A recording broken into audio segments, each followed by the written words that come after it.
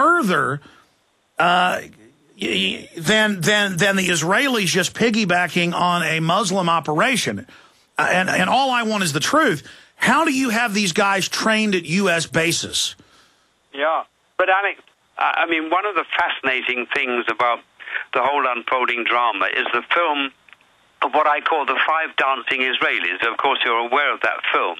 Yes. You pull out and you see one of the planes going into the building, and you see these five guys virtually dancing, all on mobile phones. Now, you know, and I'm sure most of your listeners know, that they were originally reported as being just foreigners, maybe presumed Muslims, and the FBI gave chase, didn't they? And they tried to avoid arrest, but they were eventually caught, and surprise, surprise, they all turned out to be Mossad agents. Now, I think it's not unreasonable to speculate that on their telephones, they may actually have been calling in the planes to the buildings. Yeah?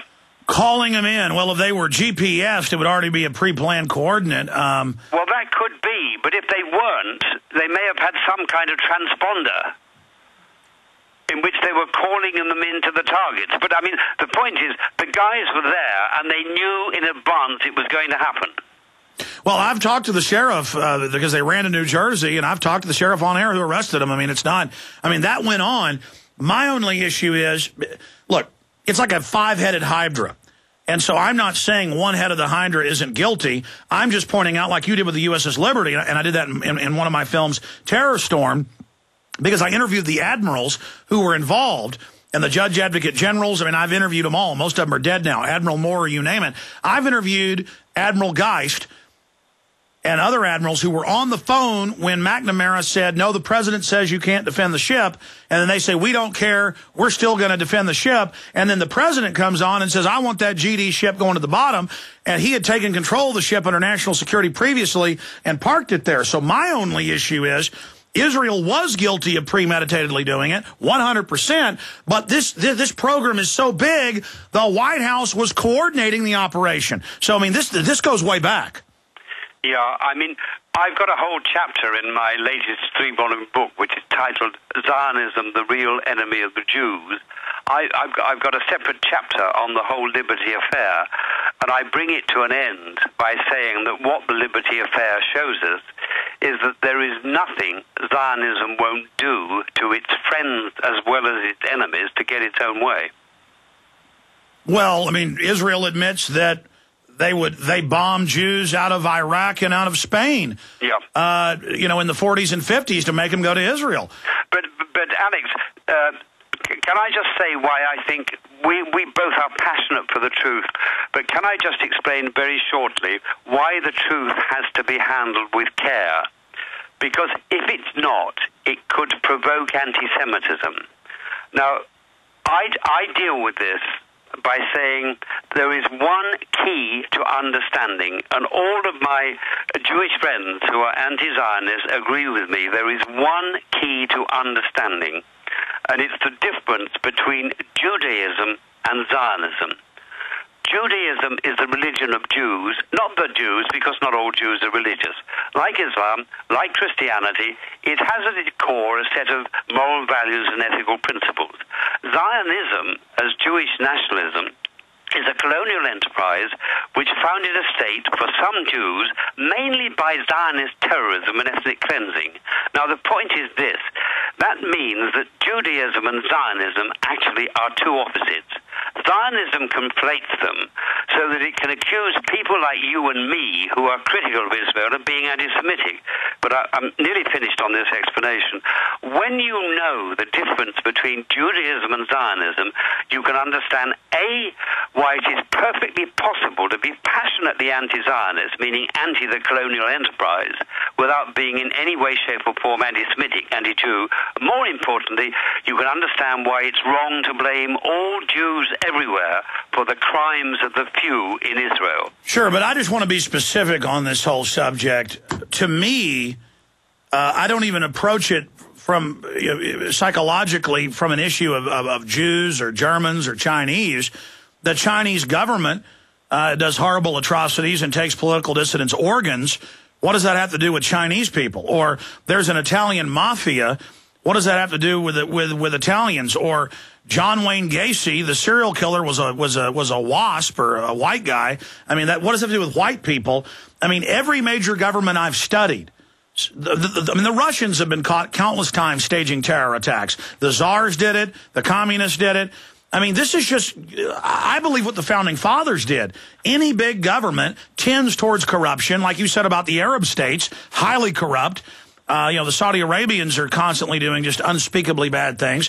And so, to me, the media, like you said, wants to make it about anti-Semitism, and we've caught the feds running all these white supremacist groups to go out and be virulently anti-Semitic, to then poison the water from a real debate. Alex, let me put it this way. I think the real division on earth, the real division is not actually between rich and poor.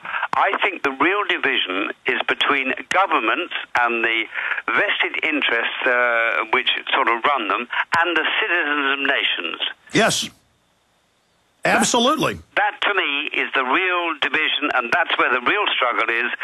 And the reason why truth is so important is because it's only by truth that the citizens of nations can be empowered to make their democracy work by calling their representatives and even their presidents and prime ministers to account, right? Yes, sir. Alan Hart, in the time we've got with you, though, and I want to have you back up soon about your amazing research and all the incredibly famous people you've interviewed, because, I love history, and I want to get it from your perspective and also talk more about your 3-volume book that's out, the 3rd volume coming out soon. AlanHart.net, is that the best website to give out? Yeah, but there's also my American publisher, www.claritypress.com. claritypress.com, and we'll talk about the title of the book and more before you leave us, and I'm going to keep you a little bit in the next hour with Bob Chapman because this time is just exploding past us. But I want to digress now. Regardless of the players involved in 9/11, and we know U.S., British, and Israeli intelligence are all merged at the hip, so all 3 groups know what really happened. And there was a stand down of our air defense. Cheney was in control of it. There were Israeli spies all over the place. That's admitted. This stinks to high heaven. We know they blew the towers up. So let's go back to that, because I just want to have the national debate about what is the true story of 9/11, because none of us are safe if that doesn't come out. Now, and we know governments have been caught staging events in the past to get us into wars. And we know about Operation Northwoods. So let's go back to the thought processes. You're a big independent journalist, author, top BBC, and previously 9/11 happens. What spurred you to talk to these colleagues, these top engineers? What was the process? What were the discussions like when they came to you? More details of this info, and then your self-censoring, because we know a lot of other people did that. Go ahead. Well, I may tell you, when I first took the matter up with my world-leading technical consultants, I must tell you that their very first response was to say to me, Alan, it's possible that the planes did bring down the building, because although the burning fuel was not enough of itself to create the heat to melt the steel, as the fire ravaged down and down and down through the buildings, consuming everything else, it may possibly have generated enough heat. So that was their starting position, Alex. But then when they got themselves, and I gave them all the film and other visual evidence of what had happened, it was after their full studying of that these world-leading experts, who I know and I trust, said, Alan, no, our first thought was wrong.